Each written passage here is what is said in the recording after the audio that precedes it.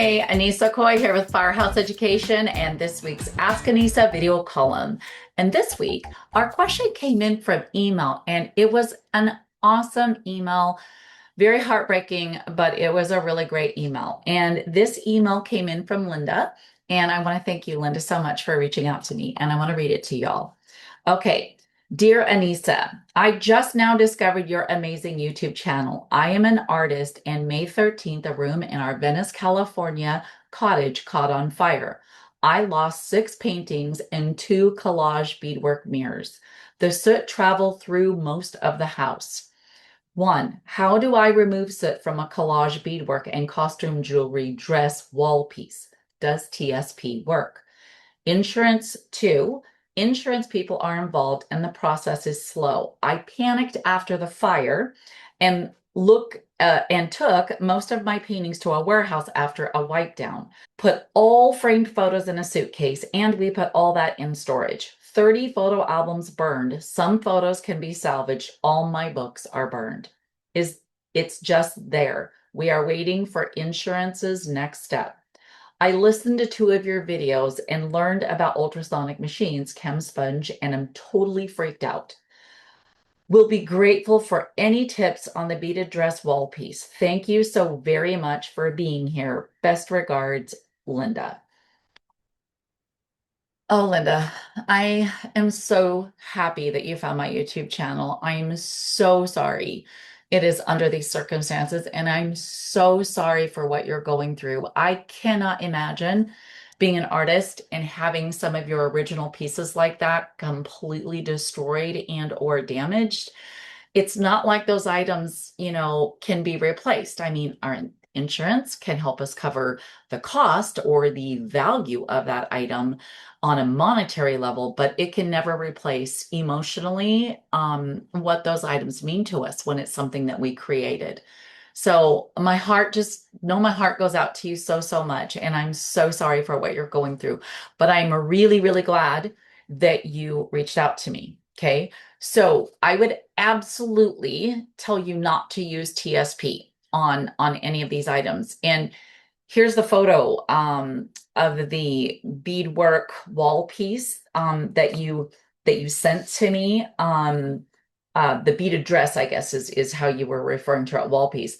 I would absolutely not use TSP on this. TSP is a fairly aggressive cleaner with, a mixed media piece like this where you've got beads and costume jewelry, adhesive fabrics, and maybe even painted surfaces, it looks like. There's a real risk of damaging these finishes, and loosening up adhesives and discoloring things and materials and just causing metal that is here, to possibly tarnish. So the first thing that you need to do is you need to determine whether you're dealing with just loose soot here, like sitting on the surface here, or do we have like smoke residue that's bonded and kind of baked onto the materials in these surfaces. If it's simply been, exposed to soot, it's going to be a much easier process to clean. And here's what I would recommend, to start with. I would use a HEPA vacuum, something like this, that we would gently vacuum over the dress, with like a soft brush attachment, keeping the nozzle just maybe slightly above the surface of the area if possible. Sometimes I'll even like fan out my fingers and then like go over my item with my brush, my HEPA vacuum brush over the top so that I'm kind of protecting it, if you will, by my fingers being in between and yet open enough that the air can flow and get through to pull up loose items. The other thing would be to use like a dry chem sponge or cleaning sponge, soot sponge, it's often called, like I have pictured here, very lightly on the areas that are, appropriate. Like don't scrub, but a light, rub with the chem sponge could be something that you could do, or using it on certain areas of like where the metal is, things like that, larger surfaces. After I tried all of these dry cleaning methods, only then would I start getting more aggressive and consider using, some what I like to call damp cleaning, if you will, where I might have, like a Dawn dish soap mixture that I would get wet on a cloth, a microfiber cloth, wring out, and then lightly wipe over the surface of the beadwork. That might be something that you could do, but I would really caution you. If the piece is really special to you and you really want some help, there are people who deal with like art conservators who I have some great resources that I could definitely lay out for you.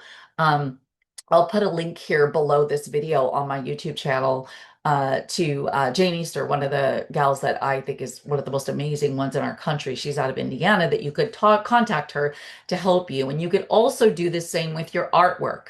You know, before you throw something out or decide, hey, because you said you had artworks and books and things. I mean, it might actually be charged, so I understand that.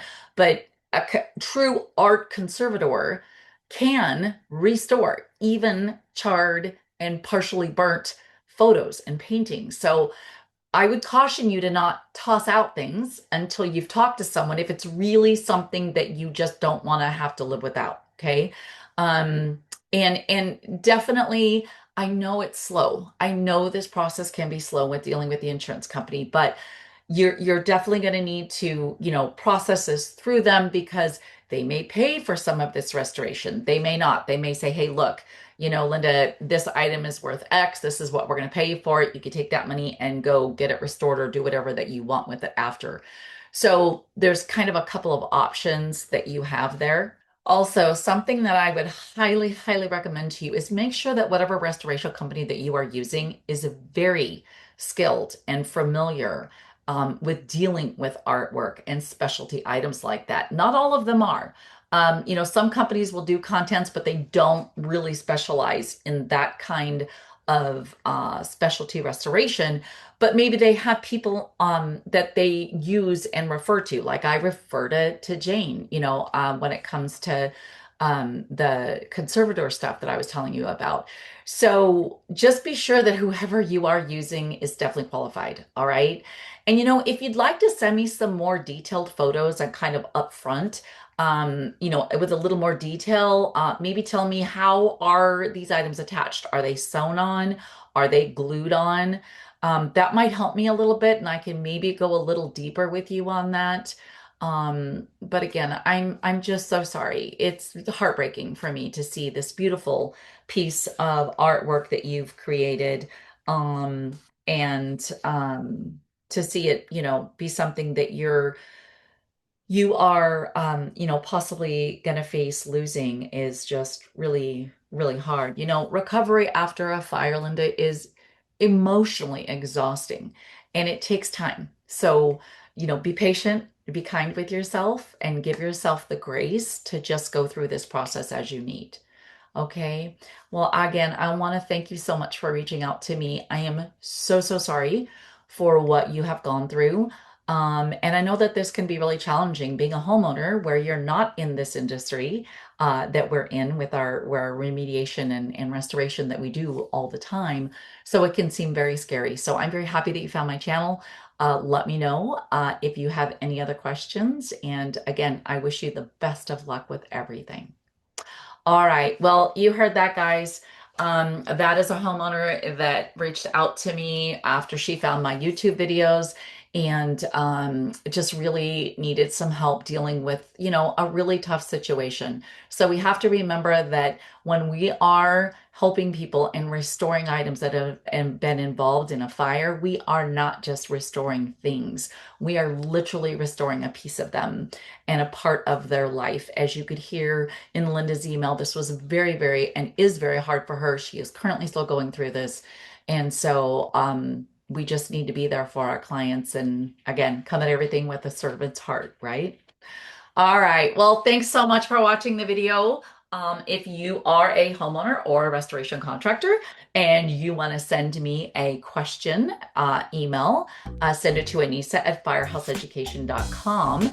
And I just might feature you on next week's Ask Annissa video column.